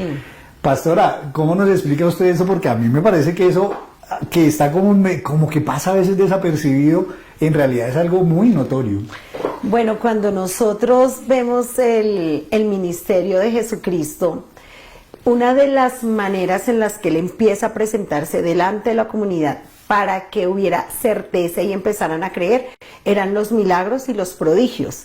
Entonces el Señor empieza a realizar todos esos milagros y esos prodigios como la evidencia, yo soy el enviado. Y cuando hubo una conversación de los discípulos que le dicen, Juan el Bautista te manda a preguntar que si tú eras. Entonces, ¿qué le contesta el Señor? Los ciegos ven, los cojos andan, los ciegos, los sordos escuchan, y Él empieza a hablar de esos milagros físicos y espirituales y les da la evidencia. Cuando hay una evidencia, pues la gente, cuando el Señor Jesús hacía milagros y prodigios, dijo, y le sobrevino temor a toda la ciudad. Y no era un temor de miedo, sino una reverencia de que esto es real, de este es el que es. Y cuando nosotros normalmente vemos un milagro y un prodigio, uno se asusta porque dice, aquí hay algo sobrenatural, aquí hay algo verdadero. Cuando los discípulos empiezan su ministerio, Pedro y Juan van al templo de la Hermosa, ellos hacen ese milagro con el paralítico y la gente sintió gran temor, porque empezó a ver que el Espíritu Santo, el Espíritu de Cristo empezó a habitar en esos varones, hablaban con denuedo y la gente empezó a reverenciar y a creer. Por eso ese temor no se asocia tanto con el miedo, sino con esa evidencia de la verdad, y la gente empieza a reverenciar esa verdad, ese respeto que debía de haber por lo sagrado, porque la palabra se estaba cumpliendo. Siento que de pronto hoy en día no vemos esos milagros, ni esos prodigios, ni esa evidencia, pero tenemos la palabra del Señor, que es maravillosa, y cada vez que la leemos siempre va a haber una transformación en el ser humano. Yo a veces he creído que, hablando justamente de esta relación entre reverencia y milagros, nosotros muchas veces le pedimos cosas al Señor, y a veces hasta milagros, por ejemplo cuando hay una persona enferma de cáncer, etcétera. Yo digo, ¿será que a veces, digamos, pedimos el milagro sin tener claro o la conciencia plena de a quién le estamos hablando? De pronto a veces nos puede faltar reverencia cuando nos acercamos al Señor. O sea, yo digo que en la oración y en lo que nosotros le hablamos y le pedimos a Dios, sí, Él es nuestro Padre y es muy cercano, ya lo dijimos, y lo es. Pero también no se nos debe olvidar a quién le estamos hablando, que Exacto. también es al Rey de Reyes, que también es al Dios que creó todas las cosas. Y creo que a veces la reverencia, vuelvo y digo, es un punto que yo lo entiendo así, de pronto lo estoy exagerando, no lo sé, No. pero yo digo, de pronto si venimos en una mucho mayor reverencia ante el Señor a pedirle un milagro, se van a producir los milagros. Porque Claro. lo que a mí me parece claro en el versículo es que relaciona reverencia con milagros. Sí, pero también debe ser claro esto. Nosotros debemos de asombrarnos de ese poder sobrenatural de Dios, pero tiene que ir más allá. Recuerda que cuando el Señor producía un milagro, Él que le decía a la persona, vete y no peques más. El milagro tiene que producir transformación, Amén. porque de nada te servirá sanarte de cáncer si sigues viviendo tu vida como quieres. Te vas a condenar y te vas sanito para el infierno. El milagro nos produce una reverencia y esa reverencia se tiene que asociar con el arrepentimiento y la transformación de mi vida, porque es una evidencia, pero me tiene que llevar a algo. El Señor Jesucristo nos va a restaurar un día en la vida eterna y no vamos a tener necesidad ni de médicos ni de medicinas, porque Él lo que viene es por nuestra alma. Hay que reverenciar el acto sobrenatural de Dios, pero esa reverencia me lleva a una transformación. Pero mira lo que tú estás diciendo, que se me vino ahorita el texto que dice en Santiago 4. Dice, y cuando piden no reciben porque piden con malas intenciones para satisfacer sus propias pasiones. ¿Qué milagro está pidiendo uno en un momento dado? Y la motivación. ¿Y qué motivación tiene para pedirlo? Entonces a veces el Señor no lo hace porque Él conoce nuestro corazón. Es el único que nos los pesa y sabe nuestro Y corazón. por eso Él dice, es mejor que a veces llegues sin un ojo, sin una pierna, y si te es ocasión de caer. Puede ser que, dice, ¿y por qué el Señor no lo sanó de ese cáncer y se lo llevó? Bueno, yo lo voy a poner en aprietos Ay, auxilio. con esta siguiente pregunta que tiene que ver directamente con esto de la reverencia. Y es que yo digo que uno a la iglesia debe venir con mucha reverencia. Sí. Sí. Y en el culto debe haber mucha reverencia. Yo debo decir, y pues obviamente no voy a mencionar, pero alguna vez hace ya muchos años, esa costumbre por fortuna se acabó, pero en alguna ocasión, recién yo empecé a venir a la iglesia, me incomodaba mucho que hay veces veía muchachos o chicas que estaban al frente en la adoración y estaban masticando chicle. Yo decía, pues primero, ¿cómo hacen para masticar chicle y cantar y adorar a la vez? Pero más allá de eso, que es una bobada, no me parece que deban estar mascando chicle cuando están en un momento tan sublime como es dirigiendo la adoración. Y yo creo, se han sanado muchas cosas, ciertamente se han solucionado, ustedes han insistido desde el púlpito en muchas cosas, pero a veces yo digo, realmente toda mi persona, todas mis actuaciones, todos mis pensamientos, todas mis palabras dentro del culto deben mostrar esa reverencia. A veces no hacemos caso cuando nos dicen córranse, hay veces nos suena el teléfono y me salgo a contestar o me agacho por allá. Y se pone, ay, sí, Entonces, terrible.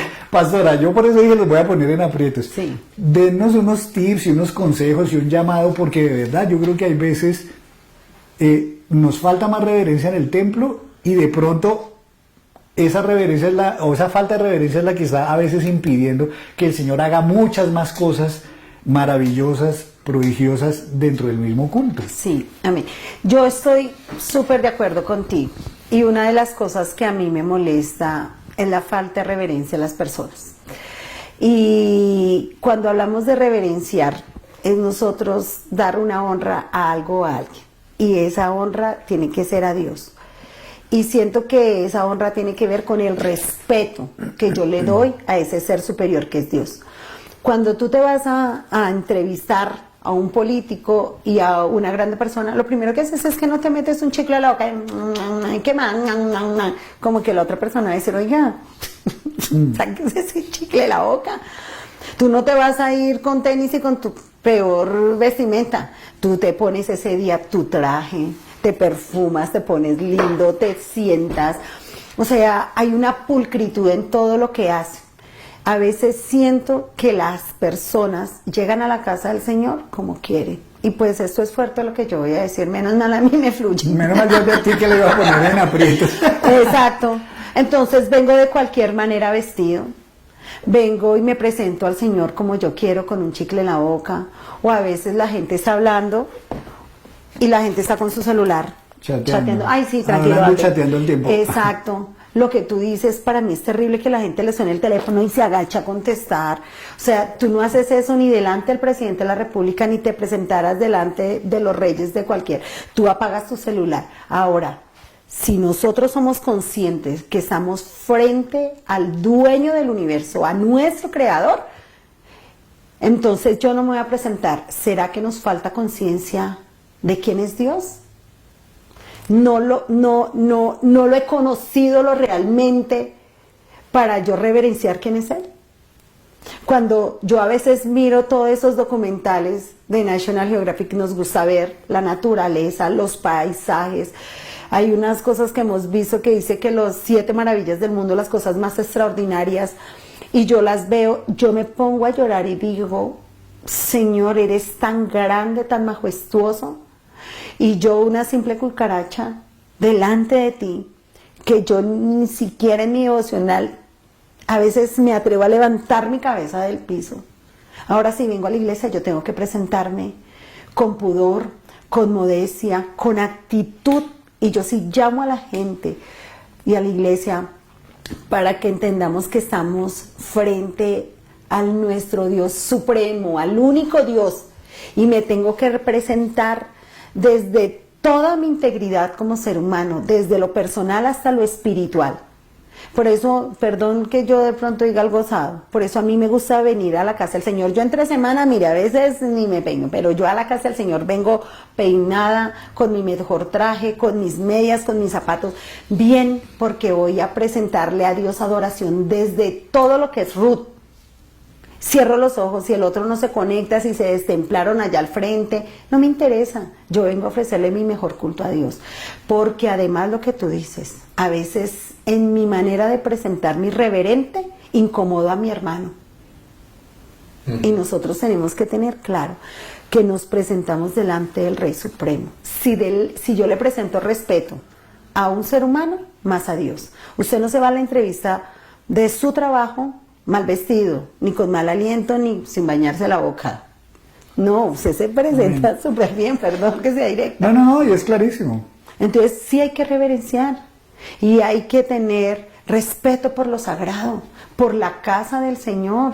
Es que a veces cometimos en la pandemia, a veces decimos, es que es el templo, este es un edificio de paredes, entonces a veces desvirtuamos tanto lo que hemos consagrado para Dios, que entonces yo vengo y me presento de cualquier manera.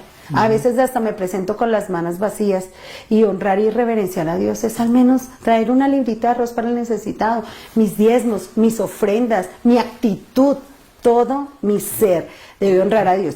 Y si usted se presenta de cualquier manera, entonces analice cómo es su adoración.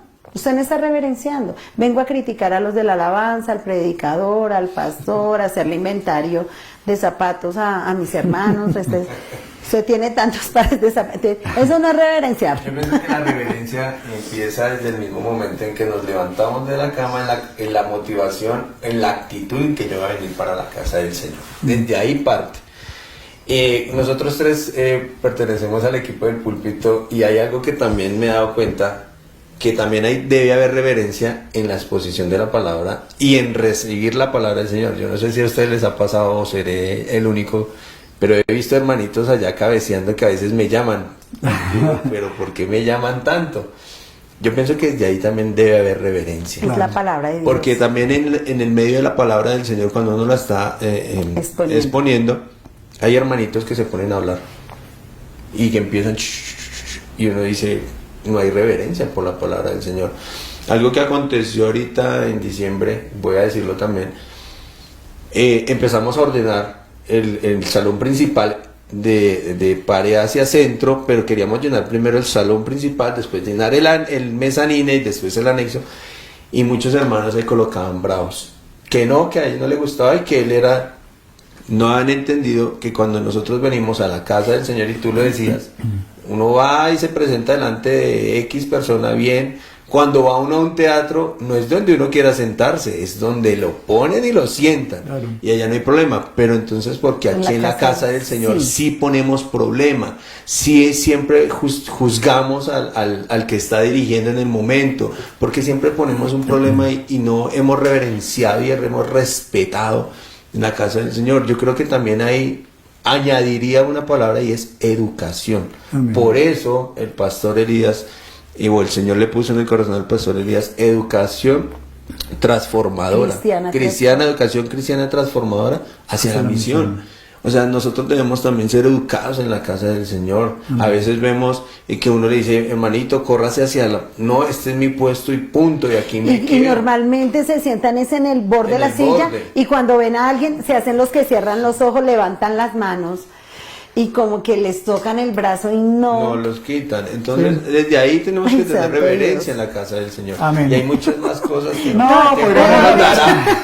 tiempo no nos Yo dará. creo que simplemente es un llamado a la conciencia de cada uno para que haga como dicen en la Iglesia Católica, haga un acto de contrición y piense y reflexione sobre su propia conducta, su propio comportamiento. Y de verdad, yo creo que el culto empieza desde ahí, desde el respeto, porque es que de hecho uno le rinde culto a quien uno respeta, a quien uno admira, a quien uno ve como alguien muy, muy, muy grande, ¿cierto? Entonces creo que cuando no tenemos reverencia, eso lo que está reflejando, para empezar, es que no soy consciente de a quién digo rendirle culto, no soy respetuoso verdaderamente de ese Dios a quien yo digo amar y servir y creer en él. Amén. Pero dejémoslo hasta ahí. Pero aquí podríamos tirarnos 3 programas hablando de solamente de este tema. Nos quedan 2 temas muy, muy, muy rápidos, pero no menos importantes. Uno es que había en esta iglesia solidaridad, había amor y había, digamos, ayuda mutua. Entonces decía que, y miren el alcance de estos versículos, hágame el favor. Entonces, todos los que habían creído estaban juntos y tenían en común todas las cosas, y vendían sus propiedades y sus bienes y los repartían a todos según la necesidad de cada uno. Hágame el favor. O sea, esto no era de traer una librita de arroz. Sí. Y lo digo así de claro. Ellos tenían una actitud muchísimo más profunda, y es que lo mío era tuyo también. Incluso yo podía llegar al extremo de vender mi casa, vender mi finca, vender mi parcela y traer el dinero para que lo repartan entre los pobres. Yo quisiera empezar diciendo, alguna vez un profesor explicó en el seminario también que esto tenía mucho que ver con el sentido de premura que ellos tenían sobre la llegada a la segunda venida de Cristo. Es decir, ellos lo veían tan inminente, tan cercano, ellos estaban tan convencidos de que eso podía ser mañana o pasado mañana, que entonces eso les facilitaba pensar, y entonces ¿para qué quiero una casa? ¿Para qué me quiero enredar con una finca? Viendo tanta necesidad, más bien yo lo vendo y lo traigo y lo doy para que lo repartan a los demás que están muy pobres. Me parece que esa es una visión muy válida y que puede explicar muchas cosas. Pero yo digo, no es todo. Exacto. Porque la naturaleza humana es egoísta. La naturaleza humana nos lleva a querer acumular, a querer retener, a querer decir, esto es mío, y si yo comparto porque toca, comparto una muy poquito. Pero uno no vende el carro para ayudarle al hermano que está endeudado. Entonces, realmente aquí lo que vemos es una transformación de la mente y del corazón y del alma de la gente por todo lo que hizo Dios por ellos y lo que ellos se daban cuenta que hacían. Pero lo dejo hasta ahí y explíquenme ustedes cómo llega uno a este extremo de amor, de solidaridad, de querer ayudar y querer entender la necesidad del otro cuando yo tengo cómo ayudarlo. Bueno, sí, lo que tú dices comenzando es que sí, ellos podían decir, bueno, el Señor ya va a venir, entonces pues para que tenga una casa, para que tenga un carro, para que tenga esta propiedad, mejor la coloco. Pero si yo me voy un poquito más allá, digo, bueno, pero ¿para qué la regalo si ni le va a servir a él ni me va a servir a mí? Sí. Entonces toca hacer un ejercicio de la mente ya, y como decía, con las características que ya hemos visto, que es un proceso de transformación. La gente ya ha entendido que todo lo material era efímero y la mejor manera, porque yo no creo que el que vendía sus bienes lo vendía todo y se quedaba en la calle para después decir, no, véndalo usted y para allá. Sí, no, estoy de acuerdo. yo pienso que hacían ese ejercicio equitativo. Había una conciencia social y comunitaria entre ellos donde decía, vamos a tener todos por igual y no nos va a faltar nada. Y eso era un proceso de transformación. ¿En qué? En que ellos estaban perseverando en la doctrina, en que ellos compartían la mesa, en que ellos tenían comunión unos con otros. Entonces, ese ejercicio para llegar a eso también tenía que incluir las características anteriores que hemos visto. El proceso del Espíritu Santo en la vida de cada uno de ellos los llevaba a condolerse. Había como una caridad extrema, ardiente en sus corazones, y en el cual ya no era un rito, como decir, venga, el que reza y peca empata. Entonces yo ya hice la obra de caridad y con eso fue suficiente. No, había un amor y una comunión tan real que ellos se desprendían de sus cosas fácilmente sin quedar en necesidad. Entonces siento que aunque ellos estaban motivados por la segunda venida de Cristo, también lo real en ellos era la transformación que había producido la palabra en los corazones de ellos y los hacía perseverar en esa doctrina del Señor. Y Jesucristo fue el que más se condolió de los pobres. Cuando ellos entendieron que Jesús vino a los pobres, que vino a los enfermos, ellos tenían tanto amor en su corazón que querían imitar a Jesús en todo, que siendo rico se hizo pobre, que Él dejó su divinidad y su reino y se hizo un siervo, y fue un siervo que llegó hasta la cruz del Calvario y se despojó de todo. Yo siento que ellos habían llegado a ese nivel. Yo creo, Pastor Iván, que esto es un gran reto para nosotros en este año, el empezar a cambiar ese chip, ¿no? Y empezar, bueno, la cosa realmente empieza desde empezar yo a cumplir con el traer mis ofrendas, con el traer los diezmos, porque es que de ahí también sale mucha ayuda para la gente necesitada de la iglesia, pero también el entender que mi generosidad debe ir más allá. Mucha gente no trae ni siquiera la librita de arroz que decíamos al comienzo, que podría ser como lo mínimo que uno podría decir. Mucha gente ni la trae, pero creo que podríamos empezar por ahí, ¿no? Por empezar a cultivar ese hábito de traer una pastica o un café, un arroz, y a partir de ahí empezar a cultivar ese gran hábito. Además, porque uno nunca sabe cuándo yo sea el necesitado y cuando yo tenga que apelar a la solidaridad de mis hermanos. Entonces, Pastor, creo que ese es un gran reto, un gran desafío y uno de los grandes propósitos para este año. Sí, es un gran reto este año ser generoso. Aparte del Señor Jesucristo, una persona que conozco que es muy generosa es mi suegra. Ay, sí. Mi suegra, pues ella es pensionada, ella recibe su pensión. Y yo creo que ella lo primero que piensa es en el pobre. El 70% la reparte. Ella le da al necesitado y, o sea, uno ve esa generosidad tan grande. Mi esposa, mis cuñadas, mi suegro también es generoso. Y yo pienso que, como tú decías, eso es, y de acuerdo a las características que vimos, eso es la transformación que el Señor hace en cada uno de nuestros corazones. Hay personas que cuando ven a un necesitado dicen, yo entiendo que estés pasando por hambre, pero nunca ha vivido esa situación. Entonces, ¿qué va a entender? O tienen y no dan en ese momento. Entonces, por eso vuelvo y digo, muchas gracias a todas las personas que han traído el mercado, porque el mercado que llega aquí a la casa del Señor es de la iglesia. Y se reparte. Eso no es para los pastores, esto no es para los líderes, esto no tiene nombre propio, por así decirlo. No, esto es para la iglesia y la necesidad de la iglesia. En pandemia nosotros repartimos más de 1,000 mercados. Venía gente de la comunidad aquí a la iglesia, y aunque nosotros no le dábamos el mismo mercado, por así decirlo, porque lo primordial es la población de nuestra iglesia, sí le compartíamos el arroz, le compartíamos platanito, que alberja, que papa, que plata, bueno, lo que se traía, porque mucha gente fue muy, muy generosa trayendo mercados también. La iglesia también, del fondo de la iglesia, sacó el dinero para dar a la misma comunidad. O sea, como tú decías, los diezmos y las ofrendas también es para la misma comunidad, bendecir a la comunidad de la iglesia.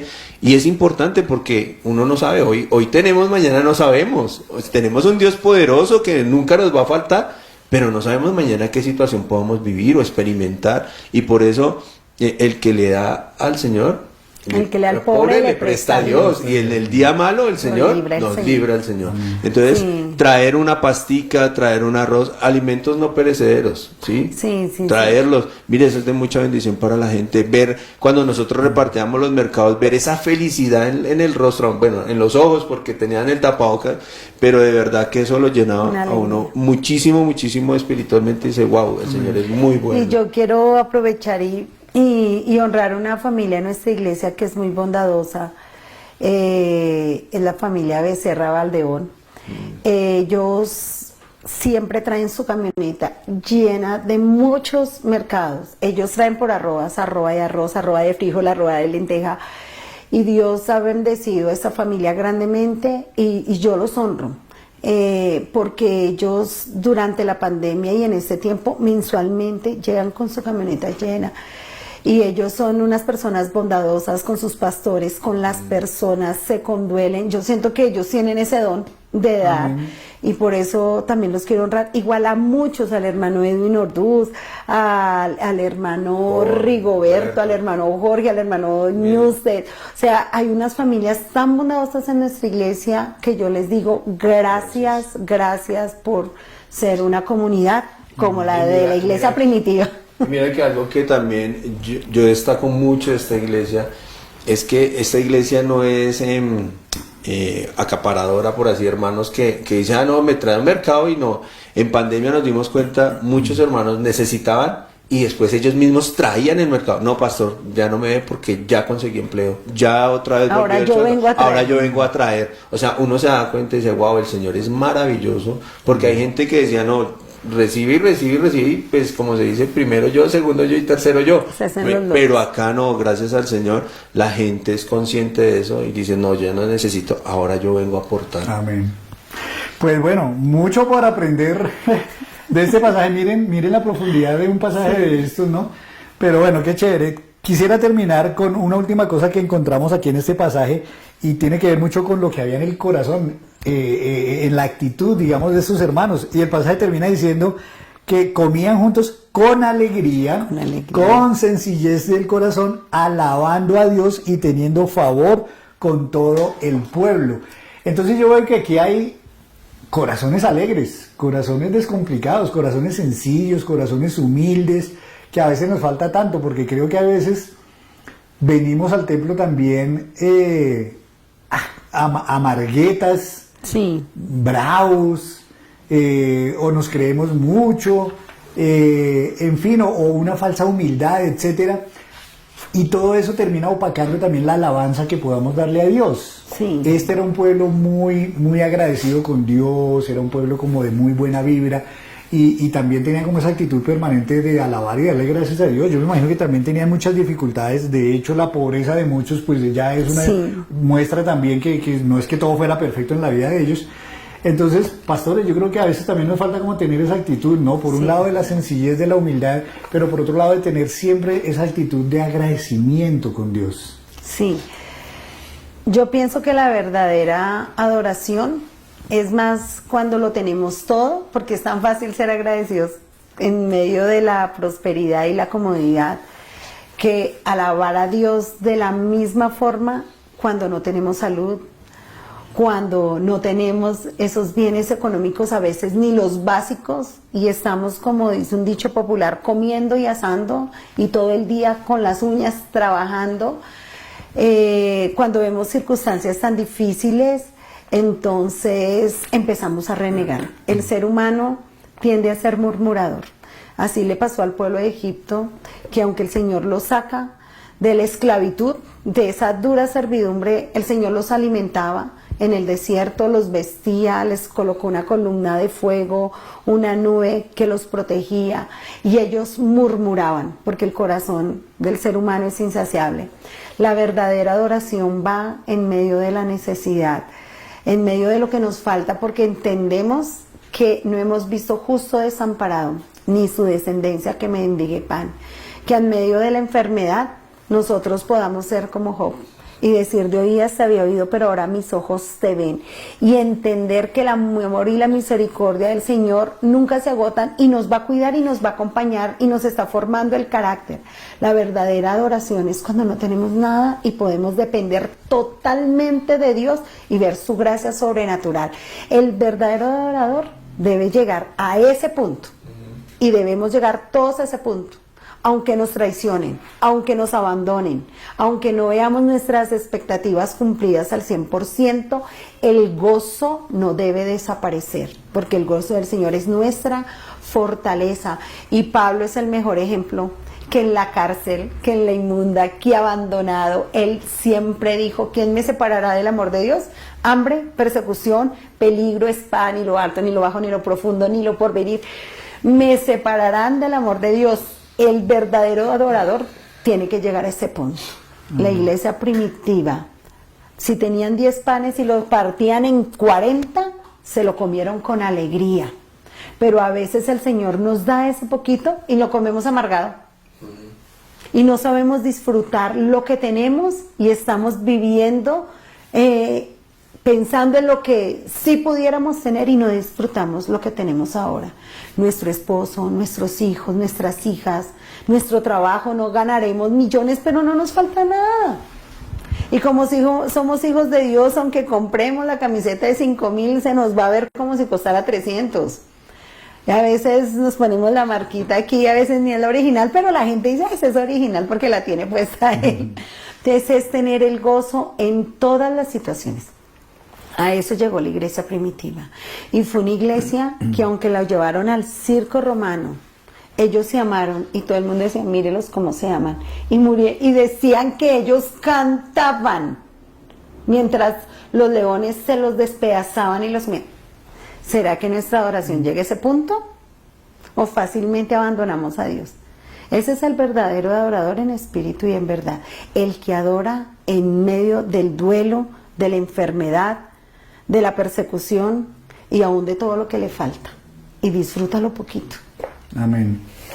Bueno, pues yo creo que ya prácticamente todo está dicho. Aunque aquí podríamos extendernos mucho más y profundizar mucho más.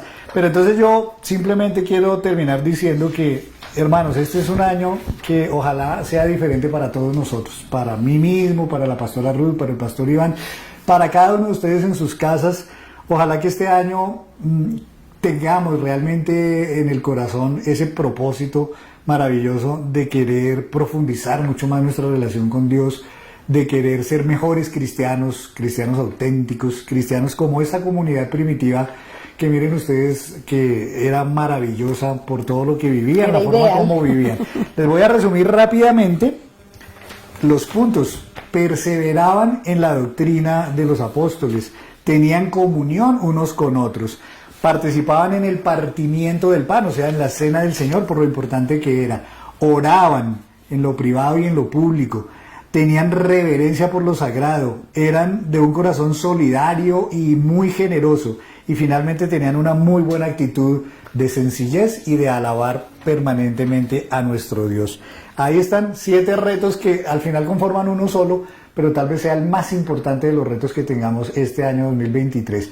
Sobre todo un año en que pinta tan difícil en muchas cosas, en lo económico, en lo político, en muchas cosas, pero que creo que si somos como esta comunidad cristiana primitiva, vamos a pasar el año bien, sin ningún inconveniente, perseverando.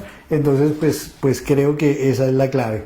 Yo les doy muchas gracias a todos ustedes, gracias a la pastora Ruth, gracias al pastor Iván por haber hecho posible este programa, gracias a Jerónimo, que nos ayudó con toda la técnica y lo hizo maravillosamente bien. Así que muchas gracias y le voy a pedir al pastor Iván que nos despida con una oración y pongamos este año en manos del Señor, estos buenos propósitos, y que ojalá todo esto que vimos en este programa hoy, pues podamos implementarlo y practicarlo en nuestra vida diaria y en la vida de la iglesia como un colectivo. Amén. Muchas gracias, Henry, gracias a la pastora Ruth también y al Señor porque permitió este espacio para poder llegar a sus hogares en esta noche. Señor, esta noche te damos gracias, amado Rey, porque tú has sido más que bueno con nosotros, Señor. Gracias por tu fidelidad, por tu amor. Gracias por tu palabra, Señor, porque en tu palabra cada día te revelas más a nosotros, Señor. Gracias, Señor, por el sacrificio que hizo Jesucristo en la cruz del Calvario, Señor, porque gracias a ese sacrificio también, Señor, tenemos vida y vida en abundancia, Padre bendito. Yo te pido, Señor, por la iglesia en este 2023, Señor, para que seamos una iglesia comprometida contigo, una iglesia que te valore, te respetemos, Señor, que te agrademos con nuestro corazón, Padre bendito, que sigamos perseverando, Señor, en tu palabra, en tus caminos, por tus sendas, Señor, que nos dejemos, Señor, transformar por el poder de tu Espíritu Santo, Señor, que en nuestro corazón tu presencia reine y gobierne, Señor, y que en todas nuestras acciones reflejemos, Señor, la doctrina, Señor, que tú nos has dado.